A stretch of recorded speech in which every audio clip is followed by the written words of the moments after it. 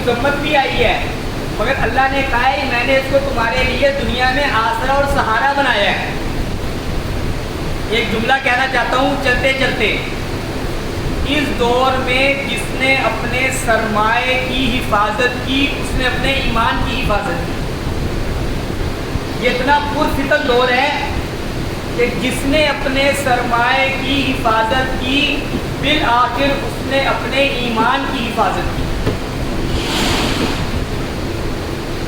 ہم میں سے کچھ صاحب خیر بھی یہاں بیٹھے ہوئے ہیں، ایک بات اللہ نے میرے دل میں القاء کی، سرے راہ آپ کی گود گزار کرتا ہوں۔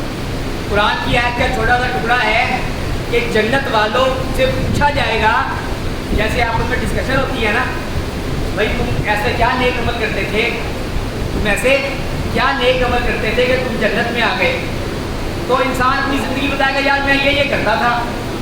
جیسے دنیا میں ہوتا ہے نا، ایک بندہ پاس ہو جائے، اسے پوچھے بھائی آپ کس طرح تیاری کرتے تھے، آپ نے پیپر کی کیسے تیاری کی، آپ نے ٹاپ کیا، نہ کہتے یار میں نے تو ایسے تیاری کی۔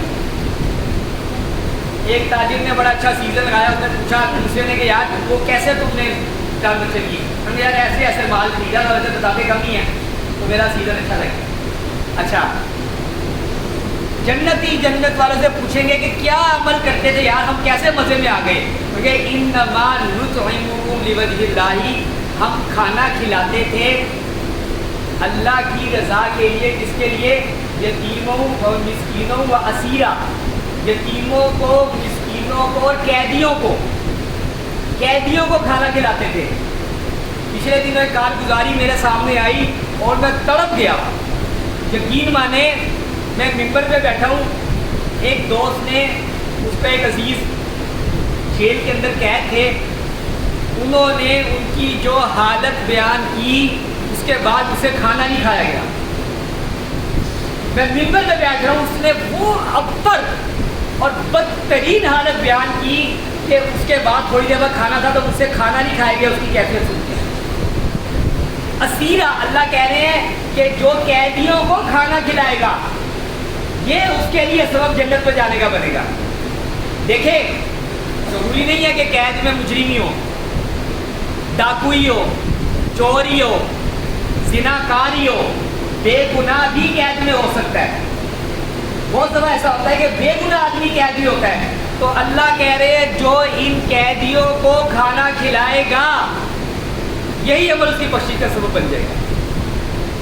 میرے دل میں آیا، اردو بازار ایک بڑا مرکز ہے تاجران کا جہاں ان کے نمائندے بیٹھے ہیں، آپ کچھ ایسا کریں، کہتے ہیں الدال علی الخیر کفاعلہ، جو نیکی کے کام پہ کسی کو رہنمائی بھی کر دے نا وہ بھی ایسا ہے جا کے خود نیکی کرنے والا۔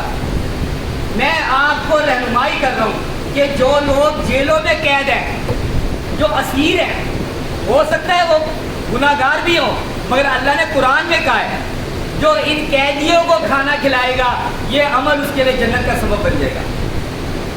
تو جو لوگ قید ہیں، اگر آپ میں سے اصحاب خیر کوئی ترکیب بنا کے ان کے لیے وہاں کو کھانے کا، کو پانی کا کوئی نظم کر دیں للہ فی اللہ، تو اللہ کے ہاں اجر پائیں گے، اللہ کے ہاں اجر پائیں گے اس کا۔ ایک ساتھی نے کارگزاری سنائی، ایک ساتھی قید میں تھا، 60 دن اسے ہو گئے، تو اس نے کہا مجھے ایسا لگتا ہے میں 60 سال نہیں کروڑوں سالوں سے قید میں ہوں، اتنی بدترین سزا ہے۔ تو اگر کوئی ان قیدیوں کا خیال کرے گا اللہ اس کے لیے جنت کا انشاءاللہ وہاں پر پانی کا نہریں اس کے لیے جاری کرے گا۔ بات میں کر رہا تھا کہ انسان خسارے میں ہے، سراسر خسارے میں ہے، سوائے اس کے کہ جو ایمان اور عمل صالح کر لے وہ بچ جائے گا۔ حدیث مبارکہ مشہور ہے، آپ لوگوں نے کتابوں میں بھی پڑھی ہے، نصابی کتابوں میں بھی ہے۔ حدیث مبارکہ سناتا ہوں جس میں 3 خیر کے کاموں کی طرف نشاندہی کی گئی ہے۔ 3 خیر کے کام اللہ کے نبی نے فرمایا، پچھلی قوموں کا 3 شخص سفر کر رہے تھے جنگل میں، طوفان آیا، ایک غار کے اندر پناہ لی، تھوڑی دیر بعد اس غار کے دہانے پر ایک بہت بڑا پتھر آ کر ٹک گیا، جس کی وجہ سے باہر نکلنے کا رستہ بند ہو گیا، اور وہ پتھر اتنا بھاری تھا کہ وہ اپنی جگہ سے تینوں سے سرکا نہیں۔ اب زندگی کے آثار ختم ہو گئے، زندگی کے آثار ختم ہو گئے۔ ان میں سے ایک شخص بڑا معرفت اور بصیرت کے علوم کا حامل تھا۔ اس نے کہا بات یہ ہے، ظاہری سبب تو کوئی نہیں ہے، اور 2-4 گھنٹے میں شاید زندگی ختم ہو جائے۔ میرے دل میں ایک بات یہ آتی ہے کہ تم تینوں کوئی ایسا عمل اپنی زندگی کا جو تمہارے خیال میں ایسا ہو کہ جو اللہ کے لیے خاص کیا گیا ہو اور وہ اللہ کے ہاں مقبول بھی ہو، اس کے واسطے سے دعا مانگو، شاید کوئی آثار اللہ زندگی کے پیدا کر دے۔ مشہور حدیث مبارکہ ہے۔ اب ایک شخص نے سوچا اپنی فلم، جو ماضی کی فلم تھی وہ اس نے چلائی۔ ہر انسان کو پتہ ہوتا ہے، اور اللہ نے کہا ہے ذرہ برابر خیر بھی دیکھ لے گا، ذرہ برابر برائی بھی دیکھ لے گا، روز محشر سب کچھ سامنے آ جائے گا۔ ایک شخص نے اپنی فلم چلائی تو اس کو ایک بات یہ نظر آئی، انہوں نے کہا یا باری تعالیٰ، میرا عمل اگر کوئی آپ کے ہاں قبول ہو سکتا ہے تو وہ یہ ہے کہ میری ایک چچا کی بیٹی تھی جو مجھے انتہائی محبوب تھی، اور میں اس پر دل سے فریفتہ تھا، مگر کوئی صورت اس کو پانے کی بنتی نہیں۔ مفہوم ہے حدیث کا کہ ایک دفعہ وہ میرے پاس آئی اور مجھ سے اپنی کوئی شدید ضرورت کا مطالبہ کیا، تو میں نے اس کو یہ کہا کہ اگر تم اس وقت میری جنسی خواہش پوری کر دو تو یہ رقم لے لو۔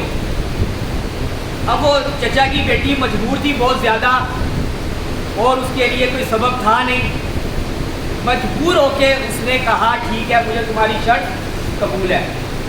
کہتا میں نے اسے پیسے دیے، اس نے پیسے لیے، تو کہہ رہا جب میں اپنی خواہش پوری کرنے کے لیے وہ الفاظ بھی ہیں، جب میں اس کے پہلو کے درمیان میں بیٹھا تو اس نے مجھے کہا اللہ سے ڈر، میں تیرے لیے حلال نہیں ہوں۔ کہتا اس وقت اچانک میرے دل میں خوف خدا پیدا ہوا، اور میں کہا بس جا، چلی جا، میں نے اپنی خواہش کو پورا نہیں کیا، اللہ کے خوف سے میں پیچھے ہٹ گیا۔ تو یا اللہ اگر یہ عمل آپ کی بارگاہ میں قبول ہے تو ہمیں اس مشکل سے نجات عطا کر دے۔ حدیث میں آتا ہے اللہ کے نبی نے فرمایا اس نے جب یہ دعا کر کے فارغ ہوا، وہ پتھر تھوڑا سا ہٹ گیا۔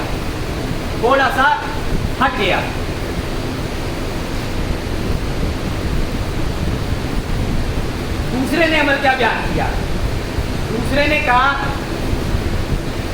میرے پاس ایک ملازم آیا، مزدوری کی، دہاڑی کی، اور اپنی اجرت لیے بغیر چلا گیا، تو میں نے یہ سوچا کہ ان پیسوں کا کیا کروں، تو میں نے کہا یہ پیسے ایسا کرتا ہوں اس کی طرف سے کسی کاروبار میں انویسٹ کر دیتا ہوں۔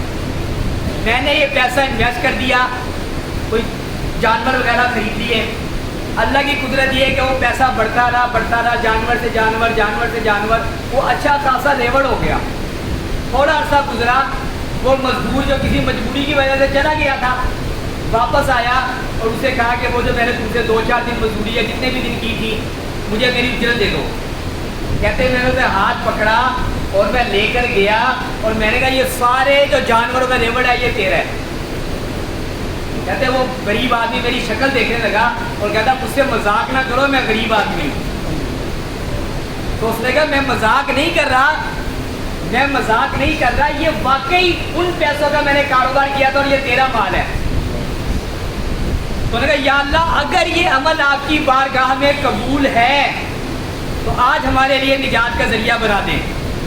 تو کہتے ہیں اس نے دعا سے فارغ ہوا، پتھر اور تھوڑا سا سرک گیا۔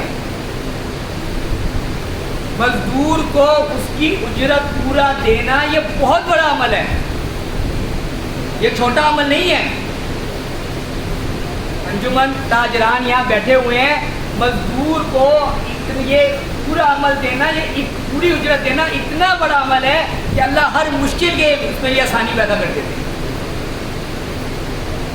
मैं ये बात जो गो के कहनी नहीं चाहिए, मेरे एक दोस्त है यहाँ पर, मेरे एक मुश्किल वक्त में काम आए, मेरे एक मुश्किल वक्त में काम आए, आज उन पर एक मुश्किल पड़ी है तो मैं इतनी उनके लिए दुआएं करता हूँ, क्योंकि इससे बड़ा उनके लिए नफ़ा कोई नहीं है, दुआ से बड़ा सरमाया तो कोई नहीं है ना। क्योंकि दुआ ये वो चीज़ है कि तब काम करती है जब असबाब ख़त्म हो जाते हैं। तो किसी के साथ नेकी करना बहुत बड़ा अजर है। मुझे अपने एक अजीज़ याद आ गए, रिश्तेदारों का वाक़या, फिर कोई बात आ जाती है, मगर इससे ये होता है कि थोड़ा टाइम भी गुजर जाता है ना, सीधी बात है। अच्छा, वो अजीज़ मेरा आंखों देखा वाक़या है, एक प्लाट था उनका, किसी प्लाट का सौदा हुआ, जिसका प्लाट उन्होंने अपना प्लाट बेचा था किसी को, अपना प्लाट किसी को बेचा, मगर वो प्लाट अभी इनके कब्जे में ही था, लेन देन बातचीत हो गई थी। मैं इस वाक़े का ऐनी गवाह हूँ। प्लाट का सौदा हुआ, उसने पैसे दिए, इसने कहा ठीक है ये प्लाट तुम्हारा हो गया। इसी असना में प्लाट बेचने वाले, जिसने प्लाट खरीदा था, उसका इंतकाल हो गया, उसका इंतकाल हो गया। पूरा शाह ने कहा कि अब ये प्लाट जो मेरे शोहर ने तुमसे ख़रीदा था, पैसे दे दिए थे, पेमेंट हो गई थी, प्लाट हमें दे दो। प्लाट बेचने वाले को लालच आ गया कि प्लाट महंगा हो गया था, प्लाट महंगा हो गया था, तो उसने कहा बात यह है कि वो प्लाट का सौदा कैंसिल है, तुम वो पैसे मुझसे ले लो जितने का प्लाट का सौदा हुआ था। हालांकि वो प्लाट अब बहुत महंगा हो चुका था। वो बेवा औरत थी, ये 3 बच्चे थे छोटे छोटे। उस औरत ने कहा कि चलो असल रकम ही वापस मिल जाए, प्लाट नहीं मिलता ना मिले, असल रकम ही वापस मिल जाए। उस बेवा औरत ने, जिसके यतीम बच्चे नाबालिग बच्चे थे, असल रकम वापस ले ली, प्लाट महंगा हो चुका था। उसके बाद वो जो बंदा था जिसने ऐसा धोखा किया, यानी ये प्लाट की असल कीमत वापस की, ऊपर की वापस नहीं की, वो उसका अंजाम इतना बदतरीन हुआ। आखिरी वक्त में उसने ये अल्फाज थे उसके कि मेरी सारी दौलत उड़ा दो, ये अल्फाज थे। मैं माजरत के साथ कि मैं कुरान हदीस से बंदा कोई भाग के कोई अपना ज़ाती वाक़या, मगर इबरत के लिए मैं सुना रहा हूँ। जिसने प्लाट का पैसा खाया था, आखिरी वक्त में उसके अल्फाज थे कि मेरा सारा पैसा उड़ा दो, उसे अंजाम नजर आ गया था अपना। अल्लाह सबको महफूज करे। तो याद रखें, मजदूर को उसकी उजरत देना, पूरी उजरत देना, ये वो अमल है कि अल्लाह हर मुश्किल में उसके लिए आसानी कर देते हैं। बहुत बड़ा अमल है ये। तीसरा अमल, अब जब उसने इतना, मगर इतना नहीं फिरका पत्थर के बाद निकला जा सके, तीसरे की बारी आई। उन्होंने कहा तू दुआ कर। तो उसने कहा कि मेरी दुआ ये है कि मैं बकरियाँ चराता था और रात को बकरियाँ चरा के लाता था, तो सारा दिन मेरे बीवी बच्चे माँ बाप इंतज़ार में होते थे कि बेटा आएगा तो दूध हमें धो के देगा। तो एक दफ़ा मैं आया और मैंने प्याले में दूध धोया, मगर देर हो गई मुझे आते हुए, मेरे माँ बाप इंतज़ार करते करते सो गए। मेरे रोज़ाना मेरा मामूल था, सबसे पहले माँ बाप को देता था, बाद में बीवी बच्चों को देता था। तो उसने कहा मैंने प्याला लिया और मैं दूध धो के लेकर आया कि माँ बाप को दूध, जो मेरा मामूल था। माँ बाप इंतज़ार में सो गए। अब बीवी बच्चे मुतालबा कर रहे हैं दूध दे, मगर मेरी एक अपनी गैरत या मेरा अपना मामूल था, मुझे ये खिलाफे अदब मालूम हुआ कि माँ बाप से पहले बीवी बच्चों को दे दूँ। अब मैं प्याला लेके खड़ा हूँ कि माँ बाप उठें तो पहले माँ बाप को दूध दूँ, बाद में बीवी बच्चों को दूध दूँ। हमारा इसी तरह रात का तीसरा पहर गुजर गया और मैं दूध का प्याला लेके खड़ा हूँ कि माँ बाप उठे तो पहले इनको दूध दूँ, बाद में बीवी बच्चों को। अचानक माँ बाप की आँख खुली। मैंने कहा बेटा क्या हुआ? मैंने कहा मैं दूध लेके खड़ा था कि पहले माँ बाप और बीवी बच्चों को बाद में। तो कहते माँ बाप की उस वक़्त دل سے میرے لیے دعا نہیں. تو میں نے کہا یا اللہ اگر یہ عمل آپ کی بارگاہ میں قبول ہے تو ہمیں اس مشکل سے نجات دے دیں. وہ دعا کر کے فارغ ہوا, پتھر اور سرک گیا اور تینوں رستے سے باہر آ گئے. پتہ یہ چلا انسان خسارے میں ہے سوائے اس کے کہ جو عمل صالح کرے اور حق کی اور صبر کی وصیت کرتا رہے تو وہ اس خسارے سے بچ سکتا ہے. ماں باپ کی خدمت کرنا, پاکیزہ زندگی بسر کرنا, مزدور کو اس کی اجرت پوری پوری دینا, یہ تینوں عمل ایسے ہیں جو انسان کے لیے آخرت میں نجات کا باعث بنیں گے, دنیا میں بھی اور آخرت میں بھی نجات کا باعث بنیں گے. تو گزارش یہی کرنی تھی کہ انسان خسارے میں ہے. ہر بندے کو یہی چاہیے کہ کوئی نہ کوئی عمل, کوئی نہ کوئی نیکی, کوئی نہ کوئی خیر ہر وقت تلاش کرتا رہے تاکہ اس دنیا کی سختی اور اس دنیا کی سختی سے بچ سکے. میں نے بات یہ کی کہ ماں باپ کی خدمت آخرت میں راحت کا اثر, راحت کا سبب ہے. مگر ایک بات یاد رکھیں, علماء نے تھوڑی سی تفصیل کی ہے. میں چاہتا ہوں تھوڑا سا علمی گفتگو بھی ساتھ ساتھ تھوڑی سی. جو فرض ہے آپ کے اوپر وہ بیوی بچوں کے حقوق ہیں. ماں باپ کے حقوق قانونی طور پہ فرض نہیں ہے. جو آپ سے پوچھ گچھ ہے قانونی طور پہ وہ بیوی بچوں کے حقوق کی ہے. ایک نوجوان اللہ کے ہاں جب ملے گا ماں باپ کی خدمت کا, قانونی طور پہ یہ ہے. اور علماء قانون کی بات کرتے ہیں اور قانون کو فوقیت ہوتی ہے ہر کسی بات پہ. ایک نوجوان نے مجھ سے بات کی, بات کہہ کے ختم کرتا ہوں. انہوں نے کہا میرے باپ کی وراثت میں میرا کچھ حصہ بنتا ہے اور میری ماں مجھے یہ کہہ رہی ہے کہ تم اپنا حصہ چھوڑ دو, بھائیوں کو دے دو میری خاطر. تو میں نے اس نوجوان سے پوچھا کہ آپ کے اپنے پاس کوئی ایسٹس ہیں؟ انہوں نے کہا میرے پاس کچھ بھی نہیں ہے, میں ہینڈ ٹو ماؤتھ, انگریزی کا لفظ ذرا دلکشی ہے نا اس میں, ہینڈ ٹو ماؤتھ یعنی ہاتھ سے بد منہ تک میں اتنا ہی کماتا ہوں. تو ماں کا اصرار ہے, ماں کا اصرار ہے کہ بیٹا اپنا وراثت کا حصہ چھوڑ دو بھائیوں کے لیے میرے کہنے پہ. آپ مجھے کیا کہتے ہیں؟ میں نے کہا قانون کی بات یہ ہے کہ آپ نے اپنا حصہ نہیں چھوڑنا. کیوں؟ کیونکہ اس دور میں جس نے اپنے سرمایہ کی حفاظت کی اس نے اپنے ایمان کی حفاظت کی. لوگوں کو آج جہنم سے ڈراؤ نا, وہ کہتے ہیں مولوی صاحب جہنم سے زیادہ بجلی کے بلوں سے میں ڈر لگ رہا ہے اس وقت. جس نے اپنے ایمان کی حفاظت کی, جس نے سرمایہ کی حفاظت کی, اس نے ایمان کی حفاظت کی. یاد رکھیں علماء نے اس حدیث مبارکہ میں لکھا ہے کہ اس کے اوپر فرض تو پہلے بیوی بچے تھے, ماں باپ بعد میں تھے. اسی لیے علماء نے تعبیر کی ہے کہ وہ بیوی بچوں کو ان کا حق پہلے دے چکا تھا جو اس کا فرض واجبی تھا. تو یاد رکھیں میں کچھ باتیں ایسی کہہ دیتا ہوں معذرت کے ساتھ, میں تو اخلاص سے بات کرتا ہوں. میں کہتا ہوں اس ممبر کا حق ادا کروں دور حاضر کے مطابق دین کی تعلیم. میں بعض ساتھی اعتراض کرتے ہیں ہم نے مدرسوں سے تعلیم ہی یہ ملی ہے, آپ ہمیں سکھاتے ہیں ایسے نہ کرو ویسے نہ کرو, مجبور ہے مدرسوں میں تعلیم ہی یہ ملتی ہے. یاد رکھیں اس دور میں جس نے اپنے سرمایہ کی حفاظت کی اس نے اپنے ایمان کی حفاظت کی. شریعت کہتی ہے آپ اپنا حصہ نہ چھوڑیں, نہ چھوڑیں, اپنی طرح سے کوشش کریں, باقی اللہ وارث.